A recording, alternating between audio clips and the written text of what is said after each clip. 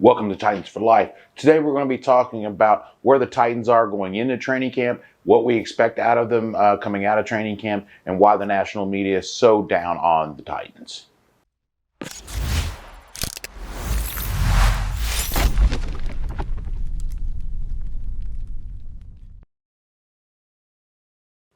Welcome to Titans for Life.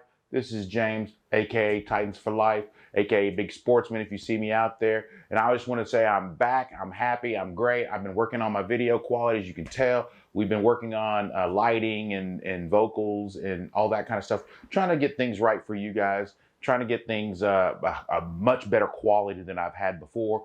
And I think and I hope that you're going to see that in this video, this first video.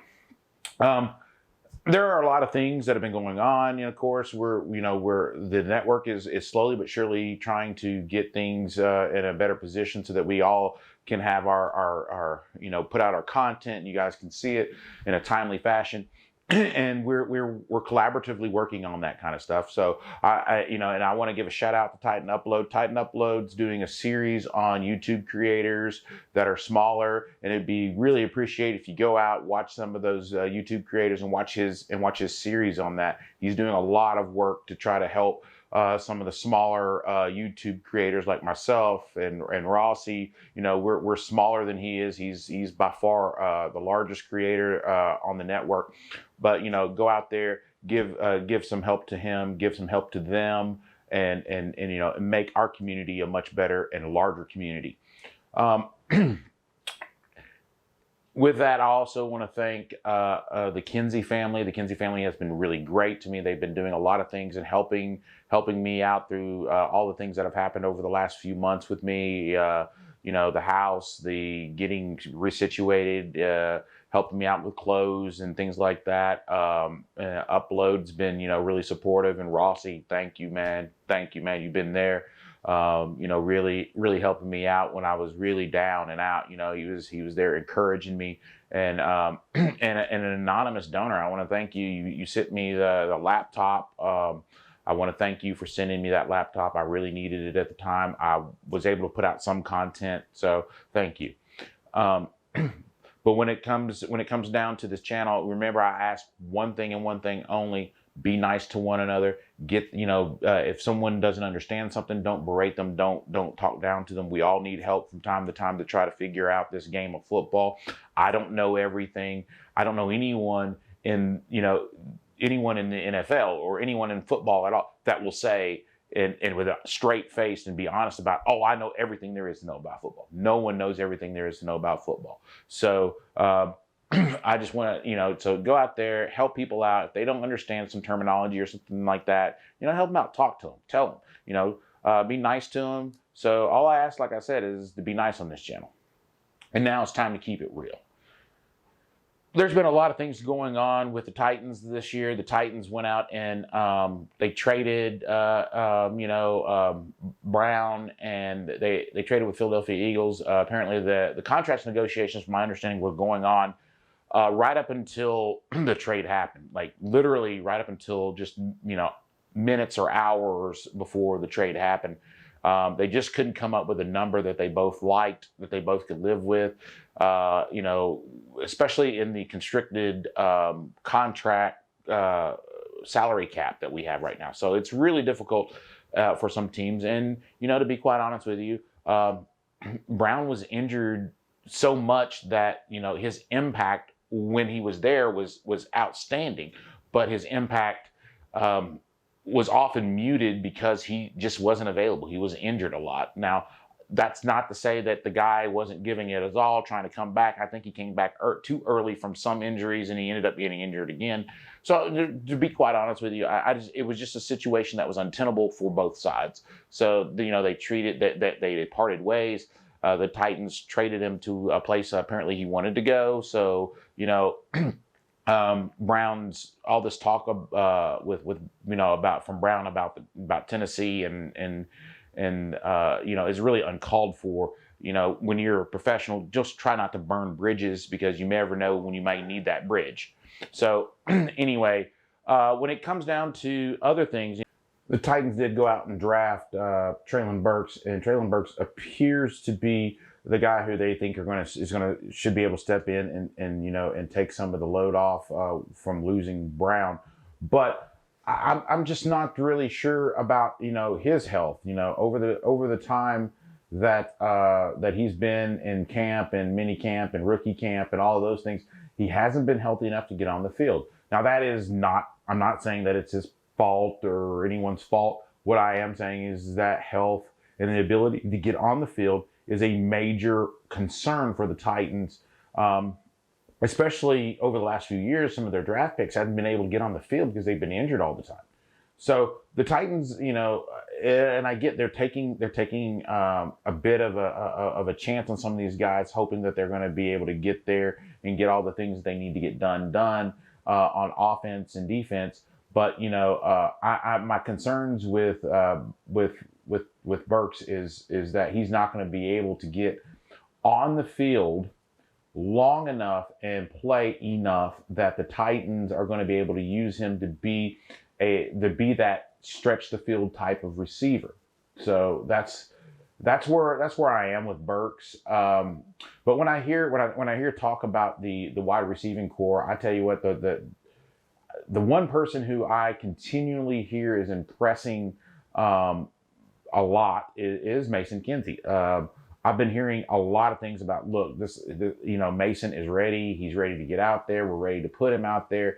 He is in that spot that he will be a key contributor for the Titans, whether it be offense, special teams, or both. He's just wow. From what one source told me, it wasn't the same person that they'd been seeing over the last few years. That he's been really working hard.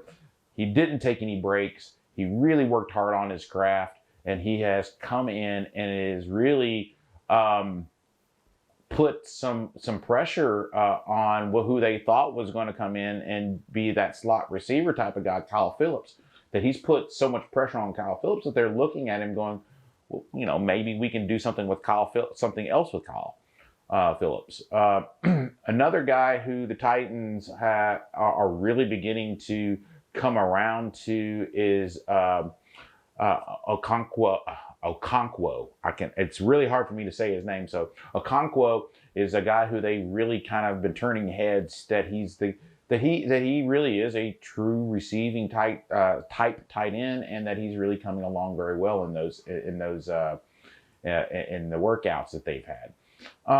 So these are some people who I think are going to be some contributors this year that weren't contributors last year. Of course, we brought in some guys through free agency who the Titans felt that they needed, and I think that overall I think that they've done a tremendous job. Now I have to say this up front.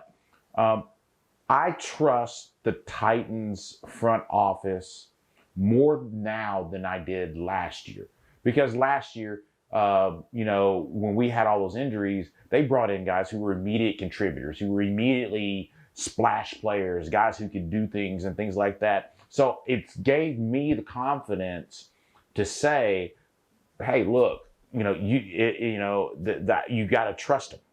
So now coming out of training camp, I think the Titans you're going to be looking at, okay, who are the guys who they're going to keep on the roster for the season? Who are the guys they're going to put on there, and what's going to be the are we going to put on the practice squad, and what's going to be the status of some of the guys, who's going to make the team, who's not going to make the team, and how that's going to work out. So looking at these things, you have to look at where the Titans' needs, number one. Number two is what they have, what they have in backups in those positions. And I think that that there is going to be some changeover for the Titans. On the roster, both in the starting roles, especially at wide receiver, and maybe even later on in the season at tight end. And I think you're going to start seeing some things on the offensive line. Some changes and some changing of the guards on the offensive line, not guards, but changing of the guard, in the colloquial sense, at certain positions on the offensive line. Some of the guys on the offensive line are getting a little older. They're going to start trying to get the youth in there to play and things like that. So I think coming out of training camp, look for guys, look for some of the guys that they picked up over the season, over the off season, to start making some impacts. But one guy who you should not be looking at to making any impact is Malik Willis. I think, from what I understand, that they understand. He's got a cannon for an arm. He's smart. He's really able to grasp things. But I mean, he's probably a couple of years out, from what I've been told, a year, maybe 2 years out. So don't be surprised if the Titans, how do I put this? May not even have him as the number 2 quarterback. They may keep 3 quarterbacks on the roster this year, just because they need for Malik to learn. And another guy who I would not expect to really get a lot of playing time this year is the 6th round pick, Theo Jackson. He's a cornerback out of Tennessee. Look for him to probably make the practice squad, probably be a really good practice squad player for a little while, just simply because in the 2nd round, the Titans took McCreary, Roger McCreary out of Auburn at corner. And the Titans are already pretty thick at corner when it comes to some of the young guys, if they can stay healthy. So I think you're looking at, McCreary coming in and him being a major contributor. The guy who's most intriguing to me out of all of these, there's 2 of them that's the most intriguing that I think are going to make some splashes that are outside of, the tight end and wide receiver area. One of them is Petit Frere. I don't know how to pronounce his last name, out of Ohio, the offensive tackle out of Ohio State. Look for him to come in and start making contributions kind of early, because my understanding is while he's not quite there yet, he's very close to being there. And if anything happens, that he can kind of slot into certain situations. And the other guy I was told to kind of keep an eye on is Hassan Haskins. Hassan is a guy who's intriguing to me because he is a power guy that has enough speed, not elite speed, but enough speed. And he's a strong guy who likes to run the ball between the tackles, and is actually a good football player and a good analog, for how we play right now. So, maybe look for him to come in the running back position and give some rest to King Henry. That's where I see him kind of being in there. Them working him into the lineup slowly but surely. But at this point, there's just not enough body of work with only the rookie mini camps and the training and then the mini camp. The rookie mini camp and the regular mini camp. I just don't see enough body of work to make a full assessment of these guys. Now, some of the guys who I mentioned earlier, they've got a body of work from being on this team or another team for a long period of time, whether it be practice squad or actual roster spot. So that's where we're at on that. Now, when it comes to the national media, why the national media disses the Titans so much? It's kind of one of those things where they're playing to their media markets, and I'm going to keep explaining this for as long as I need to. The larger media markets pay their bills, and they understand that. So when they talk so glowingly about Indianapolis, which is a larger media market than Nashville in terms of people, eyeballs watching football and paying attention to football and watching the NFL Network and watching these NFL casts. That's where they're at. I mean, that's where they think these people are at, and the Titans fan base is not as large as those.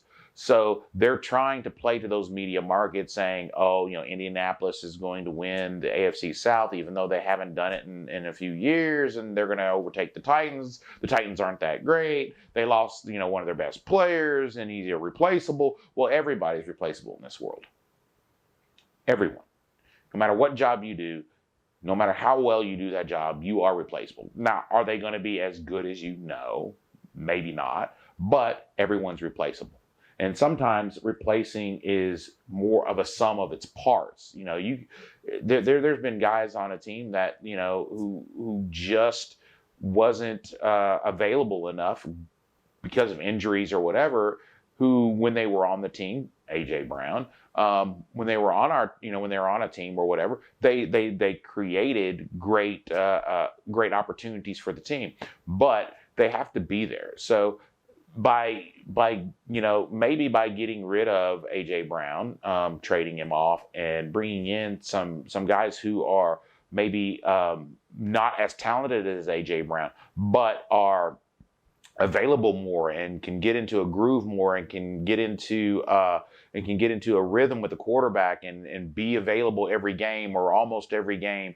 Maybe by bringing those guys in and being able to get that done, the Titans will actually have my opinion is if things go the way I've been hearing, that the Titans may be better at the receiver position this year than they were last year, but not as talented. If that makes sense to people, you understand what I'm talking about when it comes to the whole being greater than the sum of its parts. So the national media attention is on Indianapolis. It's going to be on Houston. It's going to be on everyone but the Titans. It's going to be on Kansas City. It's going to be on these larger market teams, and they're going to kind of diss us because, first of all, they don't even know half the players on our team. They can tell you maybe 3 or 4 guys on our team, and that's it. That's all they're going to be able to tell you because they don't watch the Titans as much as they do these other large market teams because they're larger markets. There's millions upon millions upon millions of people that watch those teams in those larger markets. And then the Titans, there's just not, we may be, I think rating wise, we're probably 1.2, 1.3 million people when you've got like the Pittsburgh Steelers who have 10 or 15 million people watching. So they're going to play up to those teams. And then all of a sudden, oh, these Tennessee Titans are great, but this is the team to watch. You saw that last year. You're going to see that again this year. You're going to see that for a long period of time until the Titans win that ring. When they win that Super Bowl ring and they do it more than once, all of a sudden these teams are going to be like, these guys who are on the media are going to be like, oh, we love the Titans. Oh, we've always loved the Titans. They're going to fall in love with the Titans because they're winning. And then that's going to increase the fan base. But first, we got to win a Super Bowl ring. That Super Bowl ring has to be won in order for us to get the actual accolades and the media attention that we deserve. This coaching staff and this front office and this ownership group has done a tremendous job of putting the Titans team in a position to be competitive, to win, to go to the postseason, to win games in the postseason, and ultimately, I think, win the Super Bowl. J-Rob has done a tremendous job at putting together the talent, putting together a team that is going to go out there and play the way Tennessee needs to play, which is, hey, we're going to beat you up. We're going to run the ball. It's going right there. It's going right there, right at you. We know that you know it's coming, but we don't think you can stop it. That's how the Titans play. That's when they're most effective. And then they go, well, we're going to run right there. Not really. We're going to throw the ball over top of you because you're going to end up, it puts your defense in a particular spot when King Henry, you got to have 8, 9 men in the box. That means everybody else is one-on-one.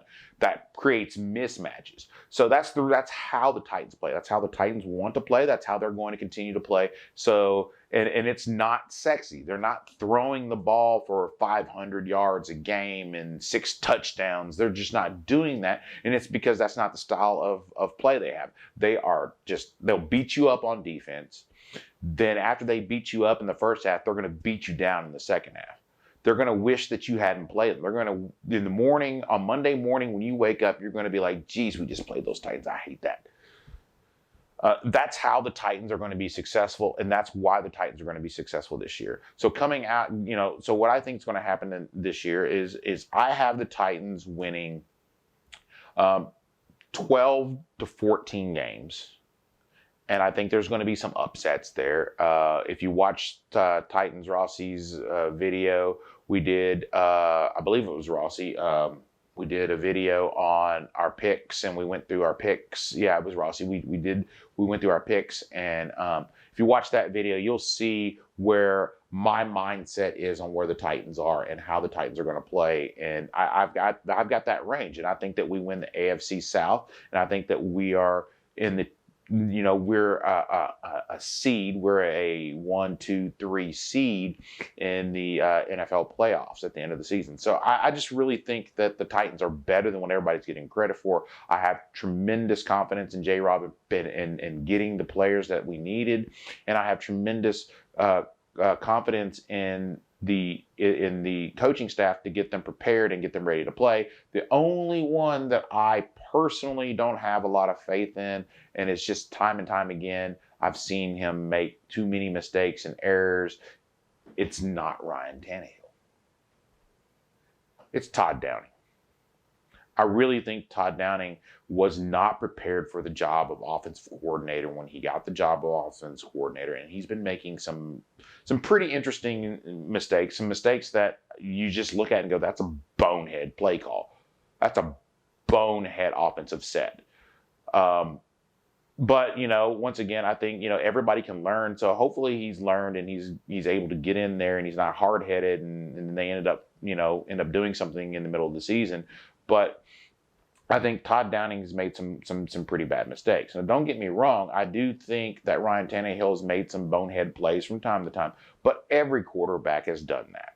Every great quarterback has made bonehead plays at times. So everybody needs to calm down and chill out on Ryan Tannehill. And that's where me and Rossi and a lot of other fans disagree, is they think Ryan Tannehill, he's got to go. He's the worst quarterback. He costs us too many games. I think he keeps us in games more than he costs us games.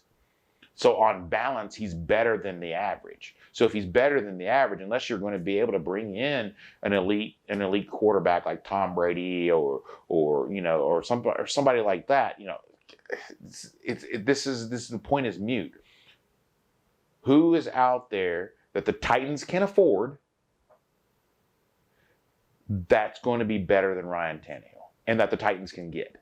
And it's not going to cost them 28,000 rounds of draft picks. You got to figure that out. So if you're if you're out there saying get rid of Ryan Tannehill, tell me who you would bring in and tell me who you would bring in better. And I'll read your comments down below. So just read your comments down below and try to figure it out. Now remember, when it comes to trades, if you're talking about trading for somebody, when it comes to trades, it takes 2 to tango. So you're going to have to make an offer that another team would accept for their starting quarterback, which is a franchise quarterback, which they're not going to want to give up. So anyway, like I said, put it down in the comments below. And remember, Titans for Life says, always keep it real.